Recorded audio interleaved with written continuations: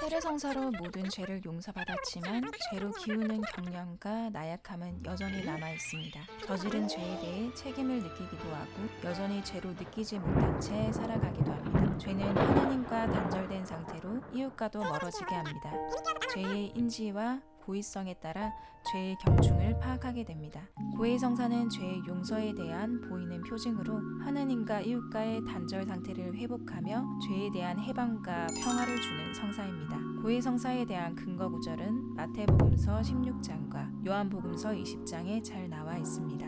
나는 너에게 하늘나라의 열쇠를 주겠다. 그러니 네가 무엇이든지 땅에서 매면 하늘에서도 매일 것이고 네가 무엇이든지 땅에서 풀면 하늘에서도 풀릴 것이다. 성령을 받아라. 너희가 누구의 죄든 용서해주면 그가 용서받을 것이고 그대로 두면 그대로 남아있을 것이다. 고해성사는 교회의 중개로 이루어지는 하느님의 일로 사도들에게 죄를 용서할 수 있는 권한을 맡기시고 사제를 통해 죄를 용서하십니다. 저지른 잘못에 대한 혼자만의 뉘우침에 그치지 않고 하느님을 만나 그분께 죄를 고백하고 다시 관계를 회복하는 것이 고해성사의 핵심이라 볼 수 있습니다. 성사는 사자의 성덕과 관계없이 성사를 통해 작용하는 성령의 힘으로 이루어집니다. 고해소에서 사제는 하느님의 종으로서 예수 그리스도의 능력만으로 죄를 용서받았다고 공언합니다. 사제에게는 고해의 비밀 의무가 있기에 고백자가 사망한 후에도 고백자의 신상을 포함한 고백 내용을 비밀로 간직해야 하며 비밀을 누설할 때 교회법에 따라 파문됩니다.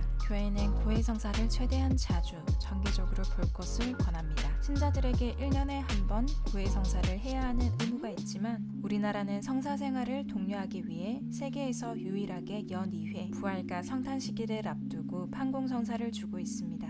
다만 코로나19와 같은 전염병과 자연재해같이 위급한 상황에 한해 개별 고백 없이 미사전 일괄 사제 예식을 거행하기도 합니다. 고해성사를 받기 위해서는 먼저 성찰과 통회를 통해 자신이 지은 죄와 잘못을 알아내고 뉘우치며 반복하지 않을 것을 다짐합니다. 이후 고해서에서 지은 죄를 있는 그대로 간단하고 명료하게 사제를 통해 하느님께 고백합니다. 비밀 보장을 위해 전화 등 통신으로 성사를 볼 수 없지만 장애인의 경우 글이나 손짓으로도 고해성사를 받을 수 있습니다. 고해성사 후에는 영적인 건강 회복을 위해 죄의 결과에 대한 최소한의 갚음으로 보속을 충실히 이행해야 합니다. 주님께서는 우리의 죄를 모두 알고 계시지만 그 죄를 인정하고 자유롭게 되길 원하십니다. 되찾은 아들의 비유에서처럼 집을 나가 가산을 탕진한 아들이 그저 돌아오길 바라며 그가 돌아왔을 때 잔치를 열며 기뻐한 아버지의 마음처럼 죄에서 돌아서기로 결심한 순간부터 이미 죄는 용서받았습니다. 고백성사는 죄로 말미암아 단절된 하느님과 교회의 층계를 회복하기 위한 성사입니다. 자포자기하지 않고 수치심을 감내하며 꾸준히 고백성사를 본다면 그 은총으로 죄에서 멀어지고 벗어날 수 있을 것입니다. 치유와 정화의 은사로 다시 오실 주님을 기쁘게 맞이하길 빕니다.